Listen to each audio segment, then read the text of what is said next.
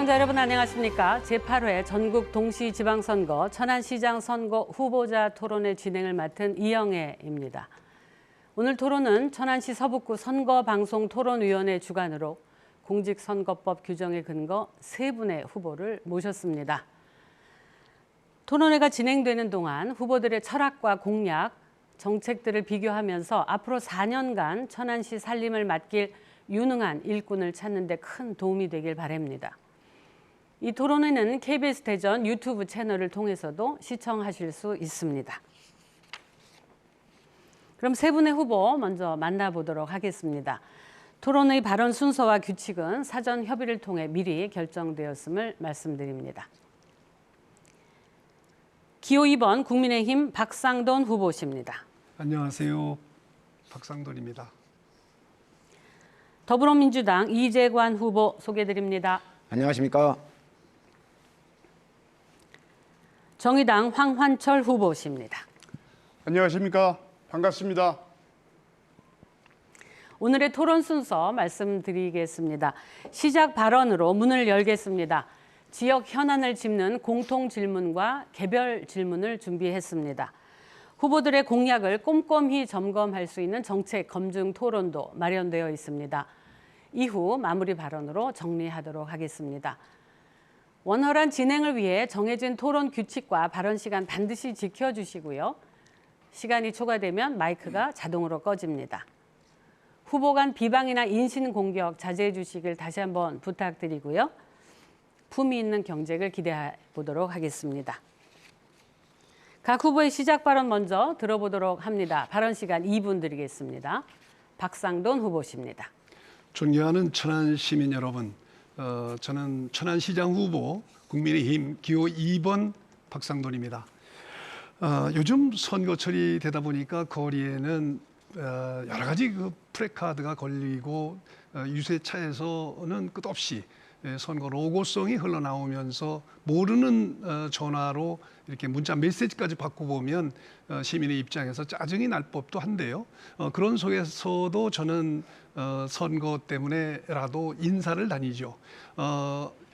병천 장날에 만났던 할머니가 던지신 말씀이라든지 불당동 먹자골목에서 만났던 20대 젊은이, 그리고 신부동 터미널 입구에서 만났던 가족분들이 활짝 웃으면서 저에게 다가와하시는 말씀 뭐라고 얘기하시는지 궁금하지 않으세요? 2년 너무 짧잖아. 한 번은 더 해야지. 이렇게 말씀하시는 데서 큰 용기를 얻었습니다.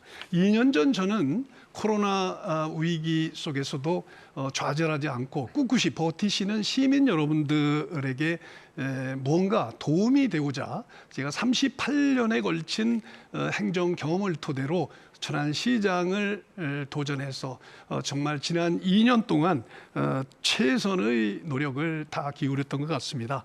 그 결과 수도권 전철 한승을 비롯한 여러 가지 지역의 수건 사업을 해결하고 우리 도시 브랜드가 종전 34위에서 6위까지 치솟는 스릴도 함께 맛보았던 것 같습니다. 2년 동안 한 일을 보면 앞으로 4년 누가 천안시장으로 적임자인지 쉽게 알 수 있는 거 아니겠습니까? 다시 천안, 다시 박상돈입니다. 이재관 후보 순서입니다. 존경하는 70만 천안 시민 여러분, 기호 1번 더불어민주당 천안시장 후보 이재관입니다. 시민 여러분께서는 지난 2년의 시정 성과를 어떻게 평가하십니까? 저는 좋은 점수를 줄 수가 없습니다. 기업 유치, 일자리 증가, 산업단지 조성을 자랑하지만 2020년 사업체는 3천여 개가 감소했습니다.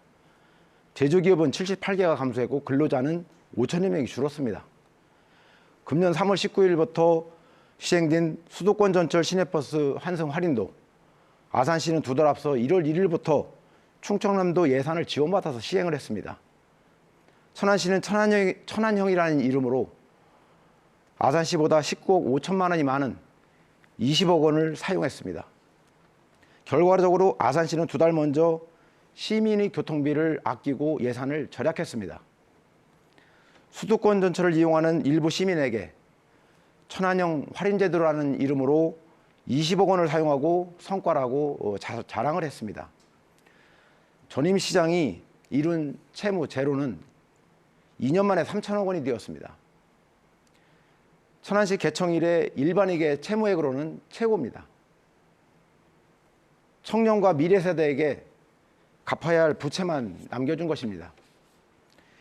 인구는 지난해 29년 만에 처음으로 감소했습니다. 평균 연령도 30대에서 40대로 높아졌습니다.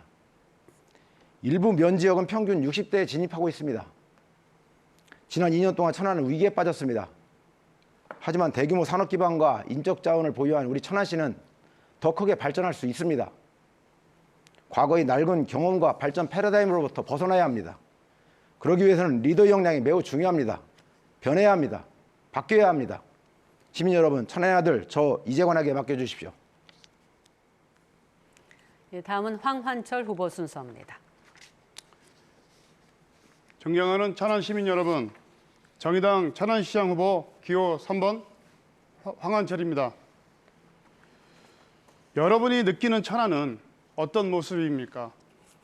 저에게 천안은 단지 아파트만 가득한 교통이 불편한 도시, 아이를 키우기 힘든 도시, 문화가 없는 삭막한 도시로만 보입니다. 저는 이러한 천안을 바꾸고 모두의 평등한 도시로 만들고자 출마하였습니다. 저는 오랫동안 노동자로 살면서 여러 사회활동을 하였고 힘들고 소외된 계층과 함께 하였습니다. 그리고 저를 필요로 하는 곳에서 그들과 함께하며 세상을 바꾸고자 하였습니다. 직산 성전탑 설치 반대와 일봉산 개발 반대 운동에 누구보다 앞장서서 활동하였고 천안시 산하기관의 비리를 없애는 등 여러 활동을 하였습니다. 이런 활동을 기반으로 저는 잘못된 행정을 바로잡고 진정 천안 시민이 중심이 되는 천안시를 만들고자 합니다. 저는 천안 시민의 삶을 지키고 아이와 엄마가 행복한 차별 없는 모두의 도시를 만들고자 합니다.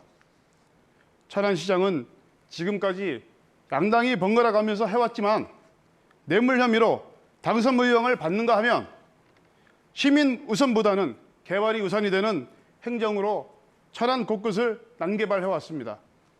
존경하는 천안 시민 여러분, 부와 명예를 가진 몇 사람들만을 위한 시장이 아니라 시민들의 다양한 목소리를 담아 다시 시장의 중심에 세우고자 합니다.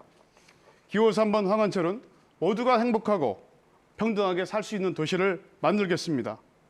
역동적이고 활력 있는 천안시를 만들겠습니다. 네, 감사합니다. 예, 잘 들었습니다. 예. 자, 세 분 후보 모두에게 공통 질문을 드리는 시간이 되겠습니다. 지역 현안 해결에 대한 후보자들의 의지와 구체적인 방안이 제시되면 좋겠습니다. 답변 시간은 각 후보에게 2분씩 드립니다. 예, 첫 번째 공통 질문입니다. 최근 충청권에서 메가3 추진 및 천안 아산 통합 등 다양한 논의가 진행되고 있죠. 천안시 역시 콘크리트 개발 중심의 획일적인 도시화가 아니라 다양한 분야의 통합적인 발전을 위해 고민이 필요한 때가 아닌가 싶습니다. 지속 가능한 발전을 이루려면 어떻게 해야 될까요? 구체적인 계획을 제시해 주시기 바랍니다. 순서에 따라 이재관 후보 답변 듣겠습니다. 예. 접근 방법에 따라 다양한 답변이 있을 것 같습니다. 추후에 공약과 관련된 부분은 있기 때문에 오늘은 국제 정세와 관련된 이 부분에 대해서 지속 가능한 발전 전략에 대해서 말씀드리겠습니다. 잘 아시는 바와 같이 세계 각국은 기후 변화로 신음하는 지구를 살리기 위해서 온실가스 감축 목표를 설정을 했습니다. 우리나라는 2030년 목표로 2018년까지 40% 감축 목표를 국제사회에 약속을 했습니다. 이것은 국가만이 아니라 우리 천안과 지역 주민들이 해야 될 몫도 있습니다. 우리 천안은 이 국제 온실가스 배출 대응 역량에 어떻게 대응하느냐에 따라서 향후에 도시 경쟁력까지도 결정이 됩니다. 가정에서부터 기업까지 실천할 수 있는 세부적인 계획이 마련돼야 합니다. 저는 시민들이 자발적인 온실가스 배출 감축 노력에 참여할 수 있도록 시민단체 지원도 강화해 나가겠습니다. 또 연료 소비가 많은 그런 음식점 등 외식업소의 에너지 저감 시설 도입을 위해서 에너지 관리 시스템 시설 등도 지원해 나가겠습니다. 그리고 천안은 산업도시가 산업도시 중심의 어떤 그 기반을 갖고 있습니다. 알리백, 즉 재생에너지를 100% 사용할 수 있는 시범 산업단지를 조성해 나가겠습니다. 기업의 녹색 경영과 녹색 기술 개발 및 산업화를 지원하겠습니다. 에너지 신산업을 육성하겠습니다. 탄소 흡수원을 활용하기 위한 나무 1000만 그루 심기도 해나가겠습니다. 이러한 노력을 통해서 폐기물 배출량 감량 노력과 함께 재활용률을 77%에서 80%로 낮추겠습니다. 행정전문가 이재관이 선순환 경제구조로 극복해 나가겠습니다. 네, 다음은 황환철 후보 순서입니다. 예, 천안시의 지속가능 발전 전략에 대해서 말씀드리겠습니다. 현재 천안시는 지속 가능한 발전을 위해 담당 부서를 환경부가 전담하면서 환경 문제에만 국한되어 있습니다. 올 7월 시행되는 지속가능 발전 기본법의 목적에 맞게 천안시도 관련 조례를 정비해서 실행해야 합니다. 이 조례안대로 지속가능한 발전을 위해 경제, 사회, 환경 분야의 정책을 기획하고 집행하여 현재와 미래 세대가 함께 행복한 삶을 누릴 수 있는 그러한 천안시를 만들어 나가야 합니다. 우선은 천안 시민의 삶의 질이 향상되어야 된다고 봅니다.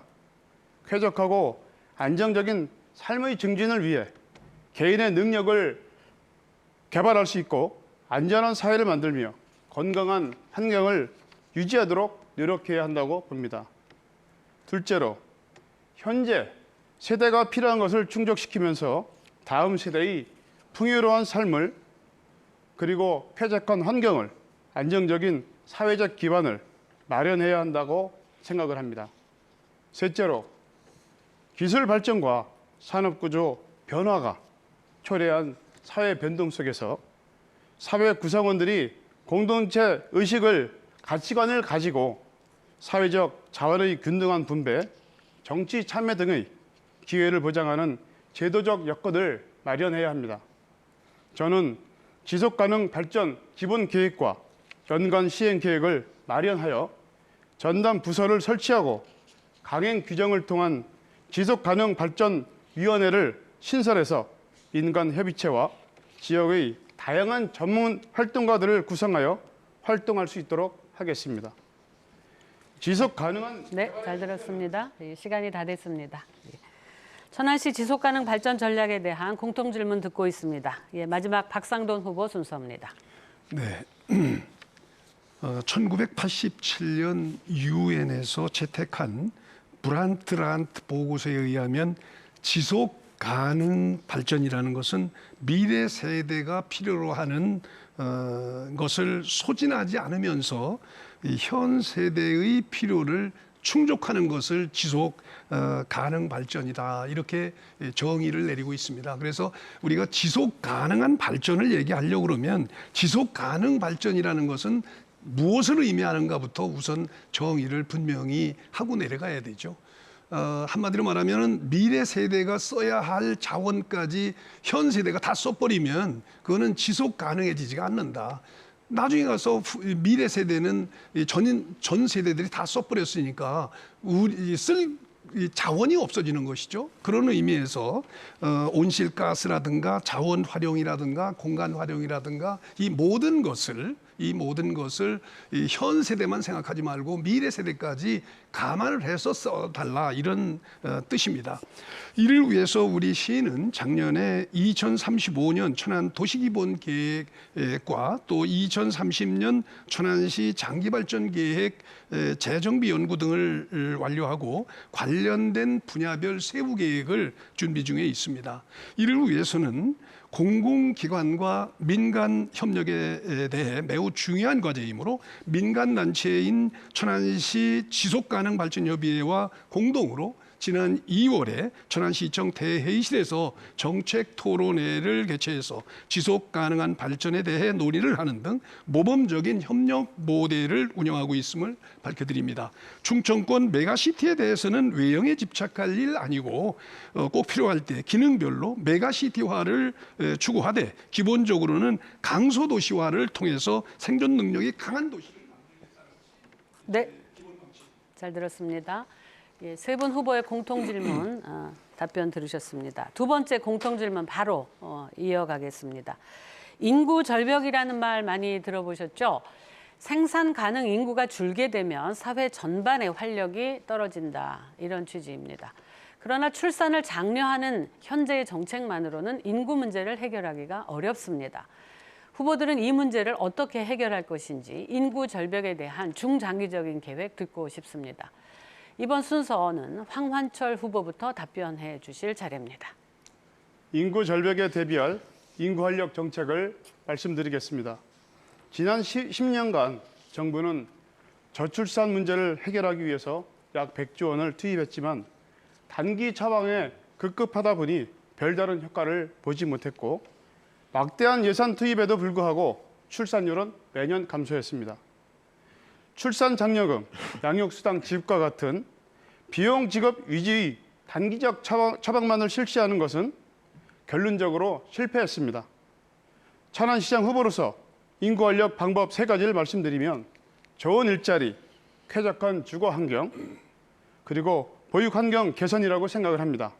그중에서 좋은 일자리, 쾌적한 주거 환경은 이후 공약에서 천안 종축장 부지에서 활용 정책으로 대신하겠습니다. 보육 환경은 천안시가 아이의 종일 돌봄을 책임져주는 정책으로 민간 기업체 돌봄센터를 설치하게 하고 일정 기준에 미달되는 곳은 공동 돌봄센터를 설치하도록 지원하겠습니다. 지난해 우리나라 평균 사교육비가 1인당 36만 원이었습니다. 초등학생을 위한 학습 바우처 제도 방안을 모색해서 학부모들의 사교육비를 완화하겠습니다. 돌봄 정책, 청년 실업 문제, 비정규직 문제, 부동산 문제가 해결되지 않으면 인구 절벽을 막을 수 없습니다. 그래서 젊은 천안시장 후보 황원철은 이 3가지 문제를 최우선적으로 해결하도록 하겠습니다. 기호 3번 황원철을 선택해 주십시오. 네, 잘 들었습니다. 예, 다음은 박상돈 후보 순서입니다. 네, 지난 9일에 우리 천안시에는 큰 경사가 있었습니다. 유니세프 한국위원회가 유니세프 아동 친화 도시로 천안을 선정했다는 소식이었습니다. 아동 친화 도시라는 것은 UN 아동 권리 협약을 성실히 이행해서 만 18세 미만의 모든 아동이 살기 좋은 도시를 만드는 것을 뜻합니다. 지금까지 저는 아동 전용 체험 공간인 천안 어린이 꿈 놀이터를 조성해서 아동들이 놀 권리를 보장했고 무상 보육 지원을 통해서 유아들이 돌봄 체계를 강화했습니다. 또한 부모님들이 보육료 부담을 완화하기도 하고 또 아동 학대에 대비한 그런 관리팀을 신설해서 아동 학대 공동 대응 체계도 구축했고 취약계층 아동들이 심리 치료를 위한 전국 최초의 상담 캠핑차도 운영했습니다. 민선 8기에서는 초등학생을 대상으로 돌봄 서비스를 제공하기 위해서 20억 규모의 예산을 들여 25년도까지 다 함께 돌봄센터를 총 12개소로 확충하고 청소년 상담, 교육, 여가, 또 활동 공간인 청소년 복합 커뮤니티 센터를 조성해서 청소년과 시민 모두가 함께 할 수 있는 그런 명소를 만드는 등 미래 세대들이 행복하게 내일을 설계할 수 있는 아동 친화 도시 천안을 만들기 위해서 최선의 노력을 기울여 나가고 있습니다. 아동 친화 도시 천안은 단순히 유니세프 인증을 받았다는 의미가 아닙니다. 미래 세대들이 살기 좋은 도시라는 것이 핵심인 것입니다. 이를 더욱 발전시켜 인구 활력은 물론 우리 모두가 살기 좋은 도시 천안을 위해 최선을 다할 네, 감사합니다. 예. 인구 절벽 대비책에 대한 공통 질문 듣고 있습니다. 이번에는 이재관 후보 순서입니다. 29년 만에 인구가 처음으로 감소했습니다. 그동안 천안은 인구 증가라고 하는 그 양적 성장에 익숙해져 있었습니다. 인구 감소가 닥칠 위기라고 하는 부분을 전혀 예상하지 못했습니다. 그렇기 때문에 미래에 대한 설계, 대비가 부족합니다. 평균 연령이 노쇠화되고 있는 부분도 역시 마찬가지입니다. 말씀드렸듯이 읍면지역, 일부 면지역은 60세까지 진행이 되었습니다. 이런 상황에 대해서 늦었지만 빠른 시기에 대응이 필요하다고 봅니다. 가장 중요한 부분 중에 하나가 여성들의 활동을 보장하는 것과 주거 안정의 문제라고 생각을 합니다. 먼저 여성 친화도시 구호보다 실질적으로 할 수 있는 방법이 필요합니다. 그것을 위해서 가족 친화적인 그러한 기업 문화를 조성하는 것이 무엇보다 중요합니다. 지금 현재 경력 단절 여성들이 직장하는 그 경력 단절이 되는 가장 큰 원인 중에 하나들이 그러한 원인이 있다는 것을 볼 수 있고요. 또 자녀들을 안전하게 맡기고 돌볼 수 있는 그러한 시스템이 부족합니다. 그렇기 때문에 거점별로 야간 어린이집을 운영을 해서 직장을 가지고 있는 엄마들이 걱정 없이 그 직장에 전념할 수 있는 그러한 체계를 마련하는 것이 중요합니다. 또 초등학생들이 자기의 특기 적성을 개발할 수 있도록 특기 적성 개발비도 지원할 필요가 있고 저는 10만 원을 매월 지급하겠다는 공약을 발표한 바 있습니다. 청년과 신혼부부의 주거 안정 매우 필요합니다. 또 인구의 도농 격차를 해소하기 위한 대책도 무엇보다 중요합니다. 농업은 1차 산업이 아닙니다. 생명산업입니다. 이제는 근교 산업입니다. 이러한 농업에도 청년 인력이 필요합니다. 이러한 청년 만들기 마을 또 청년 농업 인턴제를 통해서 이러한 도농 간의 격차를 해소할 수 있겠습니다. 그러면은 떠난 분들이 다시 오는 천안이 될 수 있습니다. 네, 감사합니다. 잘 들었습니다. 세 번째 준비된 공통 질문입니다. 수도권 광역 급행철도 천안역 연장 등 수도권 교통망과의 연계 가능성이 연일 화제가 되고 있습니다. 천안의 위상이 새롭게 정립될 수 있을까? 예, 관심이 매우 높은 시점입니다. 천안이 전국을 연결하는 교통 중심지로서 도약하려면 어떤 노력이 필요할지 구체적인 실현 방안 듣고 싶습니다. 2분 드리겠고요. 이번 순서 시작은 박상돈 후보부터입니다. 네, 올해 3월 19일은 천안시장으로 제가 취임한 이후에 가장 개인적으로 보람찬 날이었습니다. 서울시라든지 경기도 또 한국철도공사 등 총 19개의 관련 기관과의 그동안의 치열한 협상을 통해서 17년간 수건 사업이었던 수도권 전철과의 환승 할인이 시행된 날이기 때문입니다. 수도권 전철과의 환승은 수도권과의 광역 교통권 구축은 물론이고 새로운 수도권 천안 시대의 시작점이기도 합니다. 이에 만족하지 않고 민선 8기가 추진할 교통특별시 천안 프로젝트를 중점적으로 추진할 광역교통권 구축 방안을 말씀드려보겠습니다. 첫 번째, GTX-C 노선 천안역 연장입니다. 지난 대선 기간 중에 윤석열 대통령을 2차례 독대를 했고 이런 문제들을 강력히 건의드렸으며 원희룡 교통부 장관에게도 재차 건의를 한 바 있습니다. 그 결과 새 정부 정책 과제로 반영된 과제입니다. GTX-C 연장은 수도권과의 교통 연계를 강화하고 광역 교통 수혜 지역 확대를 통해서 천안 원도심 발전의 기폭제가 될 것이 확실합니다.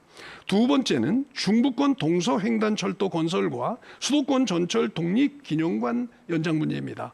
이 또한 광역 교통권 구축과 동서 간 균형 발전을 위해 수차례 건의를 했고 새 정부 정책 과제로 채택되어 사업 추진에 더욱 박차를 가할 수 있도록 되어 있습니다. 이 외에도 교통특별시 천안을 위한 사업들을 추진할 계획으로 있고 접근성 향상을 통해 수도권의 공동생활권을 더욱 빠르게 네, 감사합니다. 이재관 후보십니다. 예, 그 GTX-C 노선의 연장 대통령 공약사항으로 확정됐다는 말씀 주셨습니다. 앞으로가 중요합니다. 이렇게 수도권과 그 광역교통권의 어떤 접근성을 확장하는 부분과 아울러서 크게 그것을 현실화시키기 위한 후속 조치, 또 수도권화로 편입될 우려가 있는 부분들에 대한 그 대응 전략이 우리 천안에서는 마련할 필요가 있다고 봅니다. 앞으로 GTX-C 노선 연장이 반영이 되려면 2026년도에 수립되는 제5차 국가철도망 구축 계획에 반영이 돼야 됩니다. 이것을 위해서는 2026년까지 기다릴 것이 아니고 지금부터 철저하게 준비를 해야 됩니다. 타당성이라든지 예타의 어떤 그런 기준을 통과하기 위한 나름의 논리가 필요합니다. 또 인근 자치단체와의 협력이 필요합니다. 이 부분에 대해서 무엇보다 중요하다고 생각되고요. 또 GTX-C 노선이 됐을 때, 개통이 됐을 때의 후속, 즉 수도권이 천안이 수도권으로 편입되는 그런 거에 대한 여러 가지 우려 또한 있습니다. 그런 부분에 대한 우리의 국가 그 대응 전략인데 국가에서의 발전 전략이 대응 전략이 지금 현재 바뀌고 있습니다. 국가균형발전특별법에 이번 2월 달에 개정이 되면서 초광역 협력, 즉 광역자치단체 간의 협력 사업을 우선적으로 지원해 준다라고 하는 근거가 있습니다. 이 부분은 우리 하나의 어떤 그 자치단체만이 아니라 인근 자치단체와의 협력을 통해서 이런 문제들을 해결하는 노력들이 무엇보다 중요하다는 것이고 또 그렇게 가는 것이 바람직하다는 것입니다. 이제 사람들의 생활은 한 자치단체에 머물지 않습니다. 전국이 무대입니다. 지구촌이라고 합니다. 그렇게 행정도 권역에 머물러서는 안 됩니다. 인근 자치단체와의 협의를 통해서 수도권 편입에 매몰되지 말아야 됩니다. 대한민국 국토교통 중심지로서의 천안 구상 듣고 있습니다. 황환철 후보 순서입니다. 예, 광역철도망 GTX-C 노선은 지하 40m 아래에 건설을 해서 시속 200km 이상으로 달리는 고속철도입니다. 우선 수원에서 지하 40m에 건설하는 것은 현재 우리 기술로는 어려운 것은 아닙니다. 그러나 과연 그렇게 해서 건설된 광역철도가 과연 실효성이 있느냐 하는 것입니다. 한편에서 제기되고 있는 기존 철도인 경부선을 이용하는 방안은 철로를 중심으로 동서가 나누어짐으로써 지역의 불균형을 저해하는 요소가 됩니다. GTX 노선은 기존의 전철과 경부선 운행 열차를 감소를 가져올 것이고 서민을 위한 교통수단이 감소가 되어 일반 서민의 대중교통 이용 권리를 막는다고 저는 봅니다. 지금 천안은 수도권 전철이 연결되면서 평일이나 주말에는 대거 수도권으로 이동을 하고 있습니다. 그래서 지역 경제에 크게 도움이 되지 않고 있습니다. 그런데 거기에 고속 광역철도망이 구축되면 수도권으로 이탈되는 현상이 더욱 심화될 것입니다. 그렇게 되면 서울의 베드타운으로 전락하게 될 것입니다. 저는 천안, 아산, 당진 등 충남 주요 도시를 잇는 광역철도망을 구축하고 특히 천안, 아산, 당진 등 세 도시를 연결하는 충남 북부 광역철도망을 건설해서 산업체 간, 도시 간 유기적 상호 구축을 하는 것이 더 필요하다고 저는 생각을 합니다. 차후에는 그것을 연장을 해서 성안을 통하고 평택을 통하고 안성으로 가는, 더 나아가서는 수도권으로 연결되는 그러한 선을 구축하는 것이 더 바람직하다고 생각을 합니다. 네, 이번에는 후보마다 개별적으로 준비된 질문을 각각 하나씩 드리는 그런 순서입니다. 시간은 역시 2분이고요. 이번 순서는 황환철 후보에게 다시 돌아갑니다. 질문 드리겠습니다. 소상공인들이 코로나19로 심각한 피해를 입었습니다. 이에 대한 재정적인 지원이 크게 검토되고 있는 상황입니다. 그러나 좀 더 근본적인 대책이 필요하지 않느냐 하는 의구심도 있습니다. 예를 들면 천안시 원도심 활성화와 연계된 성장 동력 확보 방안 등입니다. 이와 관련해 구체적인 방안을 갖고 계신지 말씀 듣도록 합니다. 황환철 후보십니다. 제가 생각하는 소상공인 지원을 위한 근본적인 대책으로는 코로나로 인한 손실보상을 소급 적용하고 손실보상에서 제외된 사각지대 업종에 대해서는 지자체에서 선제적으로 먼저 지급을 하고 중앙정부와 논의를 해서 온전하게 손실보상과 피해 지원을 하는 것이 맞다라고 생각을 합니다.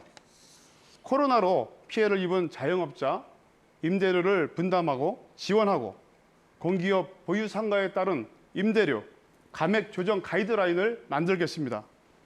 그래서 임대료 연체에 따른 계약 해지나 퇴거를 금지하도록 만들겠습니다.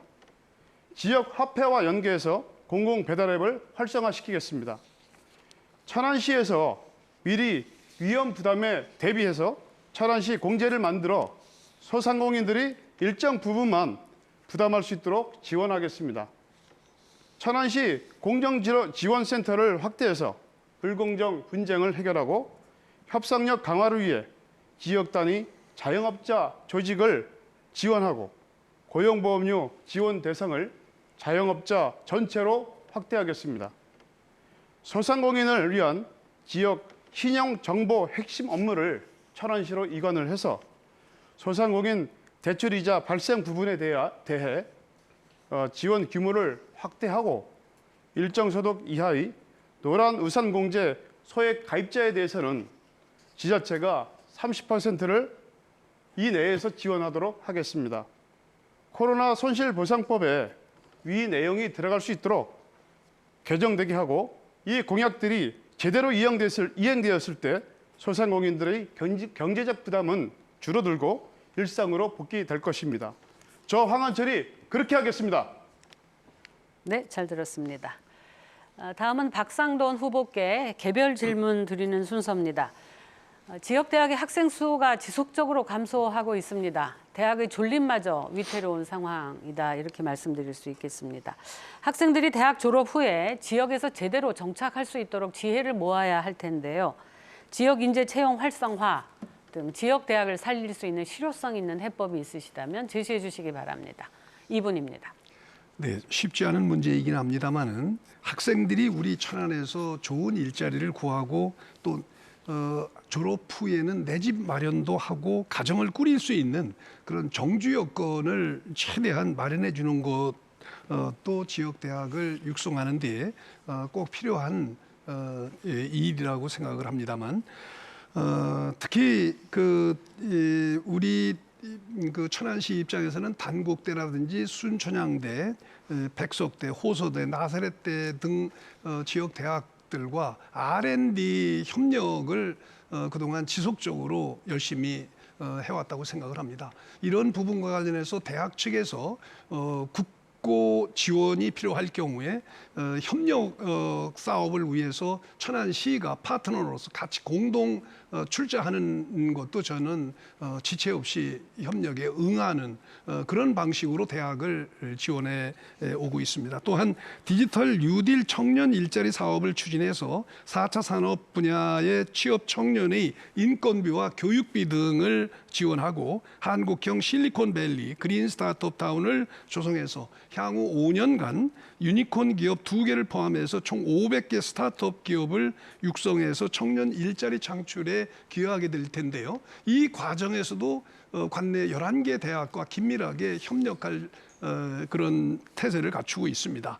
아울러서 저희가 스타트업과 관련해서 말씀을 드리면은 이 스타트업 한국 벤처사업부가 추진하고 저희가 2020년 9월 달에 확정을 받은 스타트업 계획에 의하면 500개 기업 특히 AI, ICT, 바이오 산업 등에 중점을 두어서 추진하게 되고요. 이번 대통령 공약으로 넣어진 치의학 연구원도 단국대학교 네, 시간이 다 됐습니다. 네, 고맙습니다. 잘 들었습니다. 예, 마지막 개별 질문 순서입니다. 이번에는 이재관 후보 순서죠. 예, 질문 드리겠습니다. 예, 천안시는 어르신 무료 환승, 청소년 요금 할인 등 다양한 대중교통 제도를 실시하고 있습니다. 하지만 불합리한 버스 노선과 긴 배차 간격, 높은 요금 등으로 질타를 받고 있는 것도 사실입니다. 안전하고 편리한 대중교통 서비스를 제공하기 위해 어떤 개선안이 요구될까요? 예, 구체적인 답변 듣겠습니다. 2분 드립니다. 예, 말씀하신 대로 천안 시민의 가장 큰 불편 사항은 시내버스를 포함한 대중교통 이용의 불편함입니다. 산업단지 기업인은 시내버스 굴곡 노선으로 인해서 너무 시간이 많이 오고 불편해서 승용차를 이용한다고 합니다. 또 해전 구간에서는 몸이 쓸리고 또 정차하지 않는 경우도 있다는 시민의 지적도 있었습니다.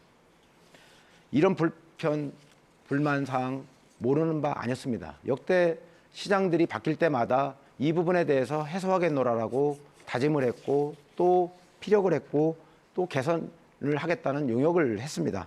그렇지만 여전히 바뀐 것은 없습니다. 시내버스는 농촌 지역이 인구가 감소하고 승용차가 증가하면서 교통 혼잡이 발생합니다. 그렇듯이 그 환경 자체가 상당히 악화되고 있습니다. 그러다 보니까 시민들도 외면을 합니다. 이런 문제를 근본적으로 해결하기 위해서 저는 시내버스 준공영제를 도입한다고 말씀을 드렸습니다. 제가 대전광역시 행정부시장의 경험을 살려서 이 문제를 접근하고자 합니다. 버스 노선을 합리적으로 조정을 하고 또 시민들의 보편적인 통행권과 버스의 공공성을 확보할 수 있는 방법이라고 확신합니다.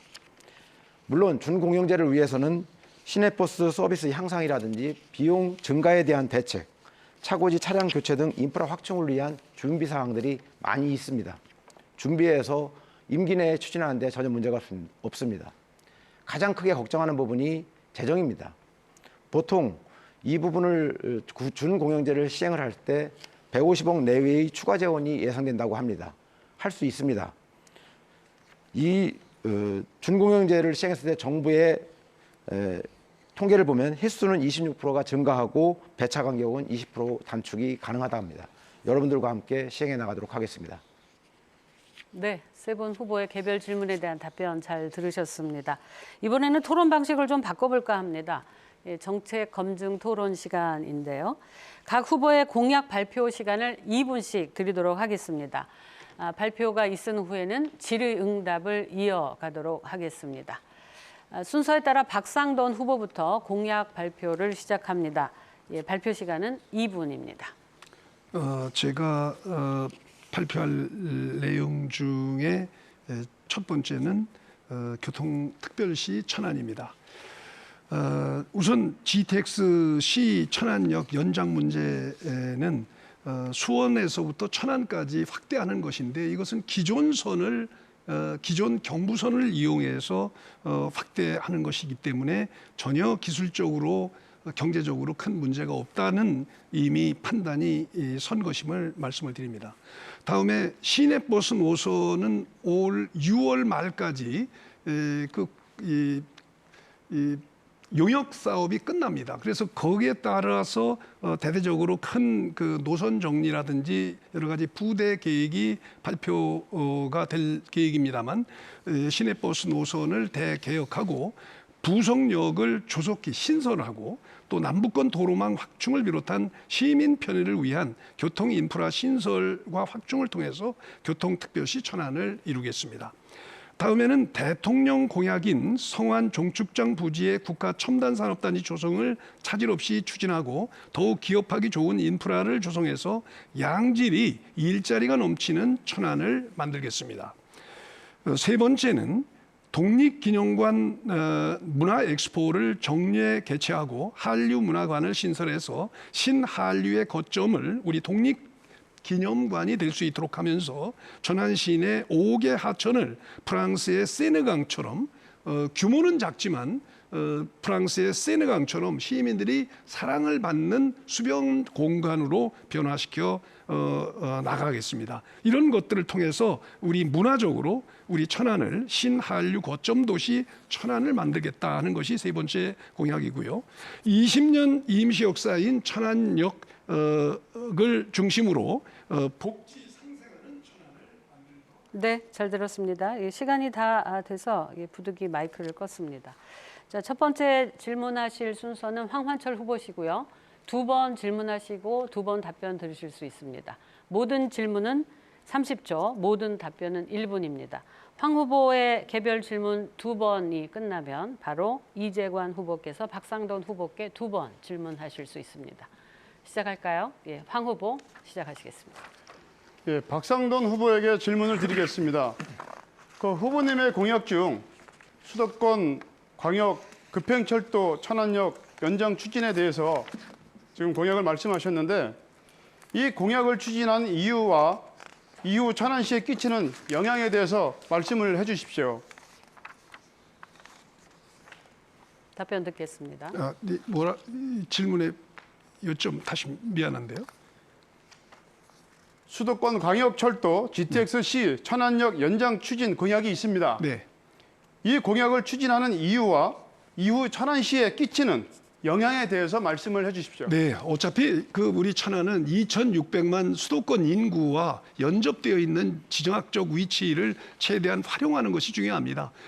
우리 이 천안시의 자원이 수도권으로 유출되는 것만 생각하지 말고 수도권의 자원이 우리 천안으로 유입되는 긍정적인 측면도 동시에 고려해야 하는 것이죠. 그런 의미에서 교통이 수도권 주민에 비해서 차별적으로 제한되는 것은 우리 천안 그 시민들에게 유익하지 않다고 판단했기 때문에 GTX-C형과 같은 대중교통 수단을 될 수 있으면 천안 시민과 수도권 시민이 같이 누려야 된다고 저는 판단하고 있는 것입니다. 한 번 더 질문하실 수 있습니다. 네. 그러면 이 GTX-C 노선을 그러면 평택에서 천안까지 지화한다는 얘기가 아니라 기존의 경부 고속철도를 이용한다는 그 말씀이잖아요. 고속철도가 아니고요, 경부선입니다. 네, 그 선을 그대로 이용한다는 말씀이잖아요. 그렇습니다. 네, 네. 그런데 그 구간에서 200km 속도를 내서 올 수가 있겠습니까? 오해하시는 것 같은데요. 200km 속도가 아닙니다. GTX는 이미 GTX를 아까 40km 지하 아니요. 말씀을 하시는데 죄송합니다. 말씀 끊는데 질문 기회는 사실은 끝났습니다. 예, 네. 답변 듣겠습니다.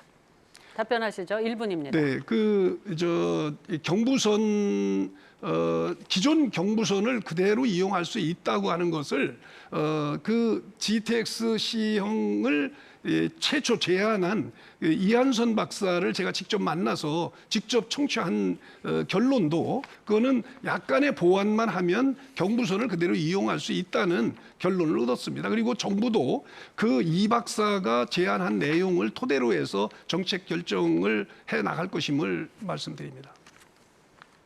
네, 감사합니다. 예, 이재관 후보께서 박상돈 후보께 두 차례의 질문을 하실 수 있습니다. 시작할까요? 예, GTX-C 노선과 시내버스 노선과 관련돼서 질문 드리겠습니다.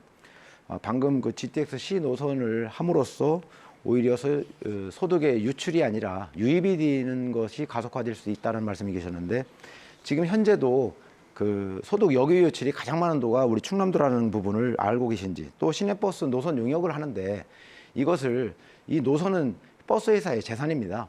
그것을 지금 현재 어떤 합리적으로 조정이 가능하신 것인지, 법적으로 가능한지에 대해서 여쭙고 싶습니다.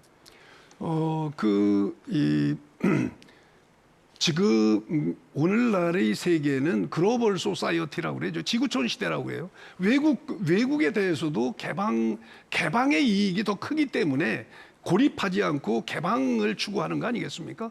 수도권과 이 지방이 어떻게 보면 개방을 해놓으면 수도권에 모든 지방 자원이 빨려 들어갈 것만 생각을 하지만은 오히려 수도권의 여유 자원이 우리 지방으로 다시 역류해 올 수 있다는 그런 긍정적인 마인드로 거기에 대비하면 되는 문제죠.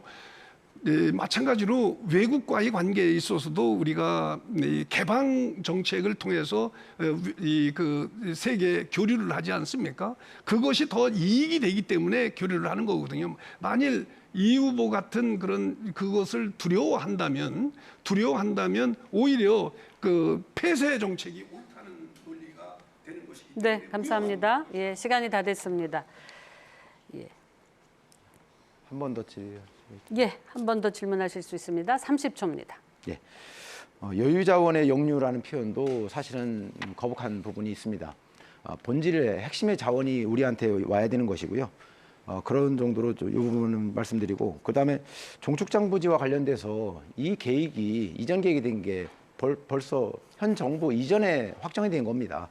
2017년부터까지 말물이되고 2018년부터 이전 계획이 수립되는데 구체적인 내용에 대해서 말씀을 주시겠습니다. 지금 그 이 후보님이 주신 말씀처럼 사실은 전 정권 하에서 종축장 이전 사업 계획이 확정이 된 겁니다. 다만 그 이후 이전을 한 이후 그 부지를 뭐 어떻게 활용할 것이냐 하는 문제가 지금부터의 과제라고 생각합니다. 여기에 저희는 최첨단 국가산업단지를 조성해서 국가 전략에 맞는 그런 그 전략 산업을 여기서 산출하자, 생산하자, 이것이 우리 그 천안시의 전략이라는 점을 말씀을 드립니다. 또 이것은 그 사실은 그 전 정부에서는 이 127만 평에 달하는 성안 종축장 부지를 어떻게 활용하겠다라는 전략이 없었습니다. 거기에다가 무슨 500만 그루의 그 나무를 심느니 또 아니면은 뭐 거기에다가 무슨 네, 시간이 됐습니다. 예, 다음번 기회를 이용해 주십시오. 네, 감사합니다. 이번에는 이재관 후보의 공약 발표를 듣는 순서입니다. 2분 공약 발표하시고요. 박상돈 후보부터 질문 시작할 겁니다. 모든 질문은 30초, 모든 답변은 1분 이내로 제한합니다. 이재관 후보 공약 발표 시작하셔도 좋습니다. 2분입니다. 저는 서울과 세종을 잇는 중부권 메가시티의 중심 도시로 천안을 도약시킨다라고 말씀을 드렸습니다. 그동안 우리 천안은 성장 중심으로 갔지만 권역의 한계에 머물러 있었습니다. 기껏 협력한다고 하는 것이 인근 아산과의 협력 관계였습니다. 세종에 대한 변수 고려도 하지 못했습니다. 또 인근 종축장을 비롯한 것과 관련해서 인근 평택이라든지 안성동과의 협력도 부진했습니다. 저는 수도권의 어떤 그 반사이익에서 머무른 시대는 지났다고 봅니다. 오히려 주도적으로 우리가 자립의 어떤 기반을 확충하는 노력이 필요하다고 봅니다. 그 자립의 기반을 확충하는 것이 행정 권역에 머물러 있는 우리만의 노력이 아니라 인근 자치단체와의 협력 관계라고 저는 봤습니다. 그래서 첫 번째로 KTX역을 중심으로 해서 아산과는 상생 협력의 그 권역이 필요하다고 봅니다. 그리고 두 번째는 세종과의 경제권 협력이 필요한 부분입니다. 그 부분은 우리 동남권의 불균형 문제와 또 세종의 북부권의 불균형 문제를 아울러서 했을 때 말씀드렸던 초광역적 협력 사업의 대표 사업이 될 수가 있습니다. 이렇게 했을 때 수도권의 신행정수도로 부상하는 세종을 우리의 발전 자산으로 활용할 수 있는 그러한 전략의 한 범주가 아닌가 생각이 듭니다. 또한 종축장 부지를 중심으로 한 평택 등 경기 남부지역과의 신산업 협력입니다. 이렇게 삼각축으로 우리의 구상을 가지고 청사진을 가지고 대응하는 것이 우리가 미래를 대비하는 자세가 아닌가 생각되고 이것을 제1공약으로 추진하고 있습니다. 네, 잘 들었습니다. 박상돈 후보께서 2차례 질문하실 수 있습니다. 질문 시간 30초입니다. 이제 사실은 이재관 후보가 지난번서부터 공약을 한 거라든지 주장하는 내용을 보면은 세종시와의 연계 협력을 무척 강조를 하십니다. 물론 새로운 어떤 행정 중심지로 부상하고 있는 세종시를 의식하고 하신 말씀으로 생각이 됩니다만은 사실은 네, 질문이 끝났습니다만 예. 답변하시겠습니까? 예, 지난번 토론회에서도 비슷한 질의가 계셨기 때문에 네, 1분 연관된 것이 아닌가 생각이 됩니다. 네, 좋습니다. 지난번에 말씀하셨던 것 세종시와의 협력을 왜 세종시의 문제를 세종시의 시각에서 해결하려고 하느냐라는 취지로 질문하신 적이 있었습니다. 그때 사실 그 부분에 대해서 저는 상당히 좀 놀랐던 것이 사실입니다. 인근 자치단체와의 협력은 반드시 필요한 겁니다. 그리고 국교균형 발전법이 2월 달에 개정된 내용의 핵심도 인근 광역자치단체 간의 어떤 협력입니다. 그렇게 했을 때 사업의 그 어떤 시너지 효과도 큰 것이고 또 비용의 어떤 분담이라든지 효과 등이 당연히 크다고 봅니다. 그래서 이런 부분들을 어떤 지역적인, 어떤 지역적인 또 어떤 특정 자치단체의 어떤 시각에서 접근하는 그 부분은 한 자치단체의 장으로서 적절치 못한 접근이라고 생각합니다. 네, 잘 들었습니다. 아까 시간이 모자라서 질문을 제대로 못 하셨는데요. 예, 30초 더 드립니다. 박상돈 후보십니다. 과거 이재관 후보가 내놓은 주거정책 공약을 보면 군역별 특성을 고려한 맞춤형 국가지원 도시재생 사업을 유치하겠다 하셨습니다. 그런데 우리 시가 도시재생 관련해서 국토부로부터 모범지역으로 선정이 될 정도로 도시재생 정책을 잘했다 하는 그런 평가를 받고 있는 것과는 배치가 됩니다. 우리 시가 도시재생 전략 계획으로 총 몇 군데를 지정했고 이 중 몇 군데가 국가로부터 선정돼서 지원을 받는. 네, 시작하시죠. 예, 구체적인 통계에 대해서는 사실 파악하고 있지 않습니다. 질문의 내용이 상당히 좀 공격적으로다가 말씀하시는 건데요. 국토부에서 인정을 받았느냐 안 받았느냐가 중요하다고 생각하지 않습니다. 지금 현재 그 지역에 살고 계신 분들이 얼마나 만족하고 있느냐, 또 우리 시민들이 그 정책의 어떤 그 정당성, 타당성에 대해서 얼마만큼 공감하고 있느냐가 저는 더 중요하다고 생각합니다. 도심 재생 사업이 성공적으로 이루어졌다고 하셨으면은 현재 과거와는 이렇게 발전됐고 앞으로 그 정책에 대해서 지지하는 시민들이 많아야 될 것입니다. 그렇지만 현장에서 시민들의 의견을 들었을 때는 그렇지 못합니다. 도시 재개발이 아니라 도시 어떤 그런 차원이 아니라 오히려 소프트한 어떤 그런 프로그램들을 같이 고민해서 가야 된다는 제안들을 많이 하고 있습니다. 그런 부분들을 우리는 너무 간과한 것이 아닌가, 오히려 좀 되묻고 싶은 그런 상황입니다. 황원철 후보 준비되셨습니까? 예, 두 차례 질문하실 수 있습니다. 시작하시죠. 예, 이재관 후보님의 공약 중에서 서울과 세종을 잇는 중부권 메가시티 중심도시 공약이 있습니다. 지역 소멸 위기를 극복하고자 메가시티 추진을 여기서 하고 있는데요. 지역 추진 현황과 그리고 천안시에 미칠 영향에 대해서 어떤 의견이 있는지 말씀해 주십시오. 예, 서울 세종을 잇는 메가시티 중심 도시, 메가시티라고 사전적인 의미는 사실은 대형 도시, 1000만 이상의 도시를 말합니다. 그렇지만은 이 메가시티라고 하는 부분들이 국가적으로 현재 논의가 되고 있고 각 자치단체, 특히 부울경을 중심으로 해서 논의가 시작이 되었습니다. 우리나라에서는 우리 충청권에서도 충청권 메가시티를 얘기합니다만은 이 부분은 기능적인 부분과 어떤 공간적인 부분들이 사실은 아울러 있습니다. 그 부분에서 현재 연구 영역이 진행되고 있기 때문에 이 부분에 대해서 외부에서 어떻게 하고 있다는 것보다는 우리 천안시가 주도적으로 이 아젠다를 끌고 나가야 된다고 생각되는 것이고 그 중심에 천안이 주체의 역할을 해야 된다라고 하는 의견을 가지고 이 말씀을 드린 거고요. 서울과 세종의 어떤 그런 부분은 오히려 인근자치단체는 세종을 자산으로 활용하기 위해서 엄청 노력을 많이 합니다.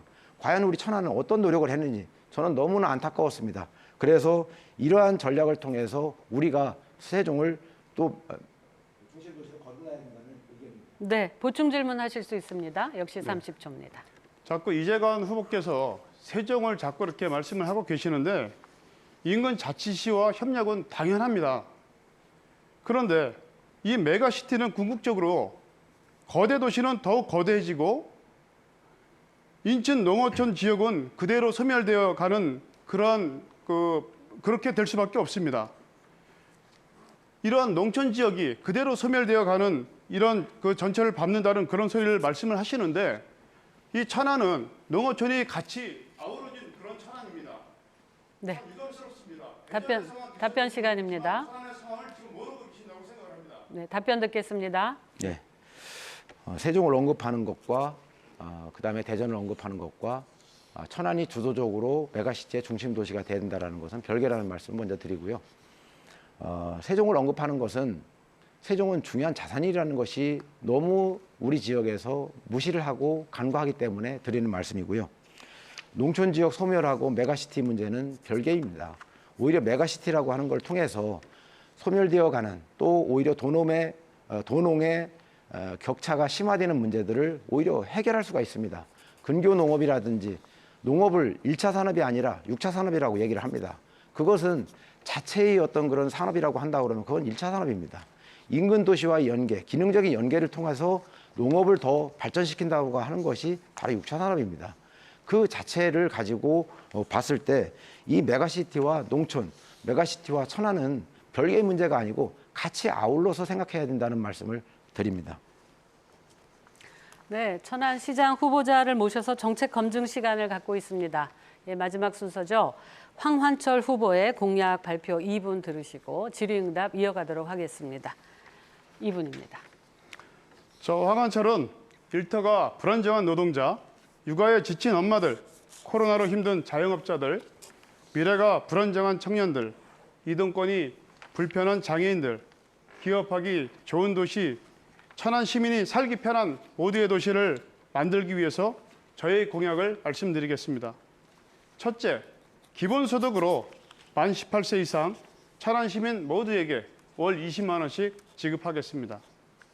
둘째, 만 18세 이하 아동 청소년에게 의료비 연간 100만 원 상한제를 실시하겠습니다. 셋째, 저는 천안 종축장 부지를 이용을 해서 청년들에게 양질의 일자리를 만들고 주거권을 만들고 천안 시민에게 여가가 있는 삶을 제공하기 위해서 천안 종축장 부지에 4차 산업단지와 주거, 문화시설이 복합적으로 갖춰진 그런 시설을 만들고 테마파크를 조성을 해서 10만 개 이상의 일자리를 만들어내겠습니다.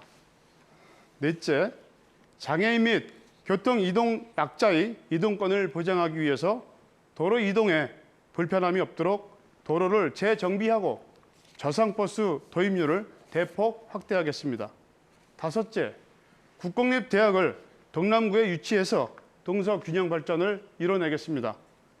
여섯째, 자영업자, 노약자 등 소외계층을 위한 법률, 세무상담, 민생지원, 권익센터를 설치하겠습니다. 일곱 번째, 여가와 문화가 있는 그런 도시를 만들어내겠습니다. 문화센터와 광장을 조성하겠습니다. 기호 3번 황한철은 천안을 모두가 행복하고 평등한 도시를 만들겠습니다. 젊은 시장 후보 황한철입니다. 네, 감사합니다. 이재관 후보 질문하실까요? 예, 공약 체계적으로 정리된 부분 잘 말씀드렸습니다.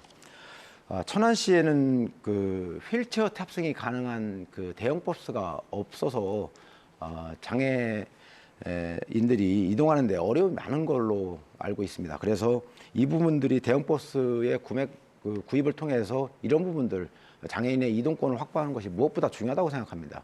이 그 내용에 대해서 어떻게 생각하시는지 말씀을 해주시기 바랍니다. 네, 우선 장애인 이동권에 대해서 질문을 해주셔서 감사를 드립니다. 저도 장애인입니다.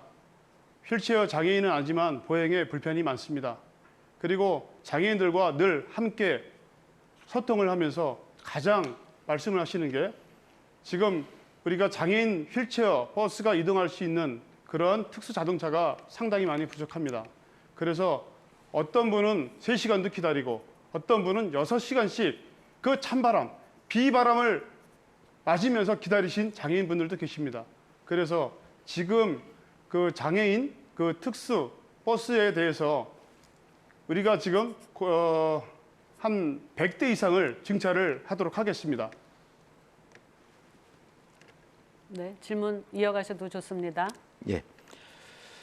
종축장은 현재 국가 재산입니다. 우리 천안시의 어떤 입장만을 고수할 수는 없는 부분이 현실적으로 있을 거라고 예상이 됩니다. 또 그렇다고 해서 국가에 의존해서도 안 됩니다. 이곳은 바로 우리의 땅이고 권역이고 또 앞으로의 더 성장 동력이라고 생각하기 때문에 그렇습니다. 만약에 국가와 천안시 의견이 다를 때 우리 황 후보님께서는 어떻게 대응하실지 말씀 부탁드리겠습니다. 네, 종축장 부지가 국가 소유는 맞습니다. 그러나 이 종축장 부지에 4차 산업단지가 조성이 된다고 하는 것은 우리 천안시의 일이라고 생각을 합니다. 제가 천안시장이 된다면 그리고 천안시장으로서 4차 산업단지를 조성을 한다면 4차 산업단지만이 아닌 거기에 청년들이 일자리와 주거가 보장이 될 수 있는 주거 공간과 문화 복합 센터를 같이 운영할 수 있는 테마파크를 전국 최대로 그 종축장에 건설을 해서 이렇게 진행을 하려고 하는데, 이러한 부분들이 국가와 지자체와 문제가 생긴다라고 하면 그것은 충분히 국가가 지자체 시대이기 때문에 국가와 충분히 협의하고 논의한다고 하면 이 부분에 대해서는 국가도 지자체의 의견을 당연히 들어줄 거라 이렇게 생각을 합니다. 이상입니다. 네, 잘 들었습니다. 자, 이번에는 박상돈 후보께서 황 후보께 두 차례 질문하실 수 있습니다. 황 후보 공약 중에서 저상버스 30% 이상 공약을 보았고요. 아주 좋은 공약이라고 생각합니다.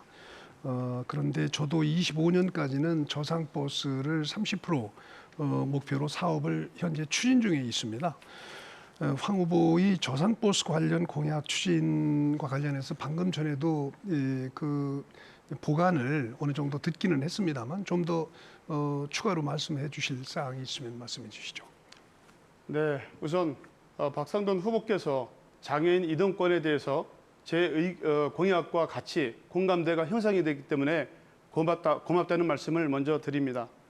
우선 천안에 저상버스 도입을 하기 위해서 가장 문제가 되는 것이 하나가 있습니다. 방지턱입니다.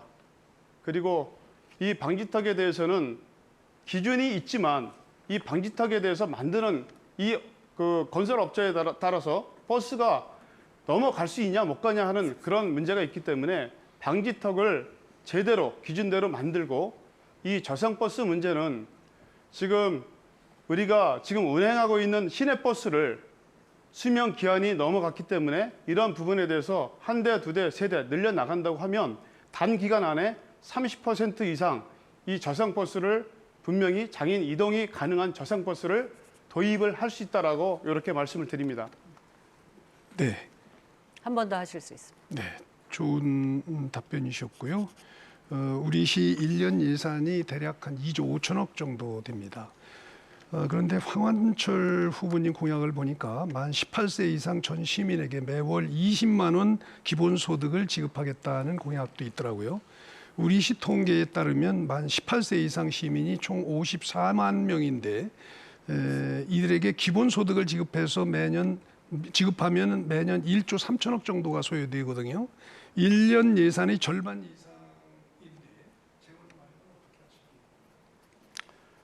네, 만 18세 이상 천안 시민 모두에게 기본소득 20만 원을 지급하는 것은 저는 충분히 가능하다라고 생각을 합니다.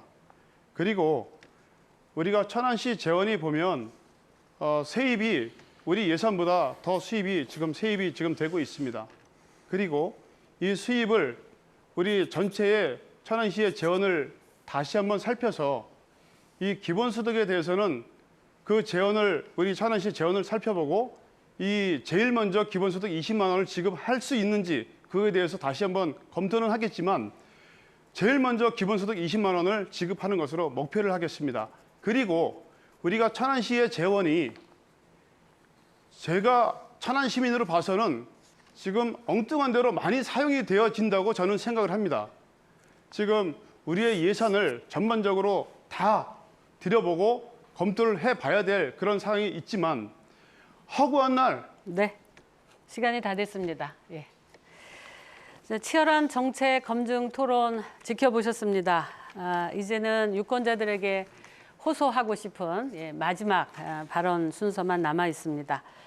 지금 남아있는 시간은 30초고요. 순서는 이재관 후보, 황환철 후보, 박상돈 후보 순서입니다. 이재관 후보십니다. 존경하는 70만 천안 시민 여러분, 여러분께서는 시장에게 필요한 덕목이 무엇이라고 생각을 하시나요? 여러 가지 여건이 필요하겠지만은 능력이 앞서 중요한 것은 국민 눈높이에 맞는 도덕성과 윤리성이라고 생각합니다. 박상돈 후보님은 3번의 적과가 있는 것으로 알고 있습니다. 교통사고 처리특례법 위반, 정치자금법 위반, 공직선거법 위반 등입니다. 이 부분은 여러분들께서 현명하게 판단을 해주십시오. 황환철 후보십니다. 네. 우리는 코로나 위기 상황으로 벗어나서 일상으로 돌아가고 있습니다. 다가올 일상의 모습은 예전의 모습과 많이 달라져 있을 것입니다. 지난 천안시는 코로나로 힘든 시민에게 다른 시도보다 늦게 재난지원금을 지원했는가 하면 적은 지원금으로 불편을 가져오게 만들었습니다. 우리는 참으로 힘든 시간이 많이 남아 있습니다. 10년 전으로 뒤돌아간 지금 황한철은 진흙탕으로 변한 대한민국의 진주 같은 천안을 만들어내겠습니다. 네, 박상돈 후보 순서입니다. 이재관 후보께서 제가 세 건의 전과가 있다는 말씀을 하셨지만은 사실 그 내용을 보면은 파렴치한 그 내용은 없습니다. 일반적인 그런 벌금 내용들이고요. 이에 반해서 최근 이재관 후보의 절친이자 후원회장이었던 박완주 의원 성범죄로 시민분들이 분노를 넘어 수치심을 느끼고 있는 상황입니다. 이만큼 성인지적 가능성. 네. 여기까지 듣겠습니다. 감사합니다. 시간이 영 모자라는군요. 시청자 여러분, 오늘 토론회 어떻게 지켜보셨는지요? 27일부터 사전 투표가 시작됩니다. 더 나은 지방자치 시대를 위해 우리 유권자들의 소중한 권리 반드시 행사하시길 다시 한번 당부드립니다. 천안시 서북구 선거방송 토론위원회가 주관한 천안시장 선거 후보자 토론회 여기서 마칩니다. 이 토론회는 중앙선거방송 토론위원회 홈페이지와 유튜브를 통해 다시 보실 수 있습니다. 세 분 후보 너무 고생하셨습니다. 시청자 여러분 안녕히 계십시오. 감사합니다.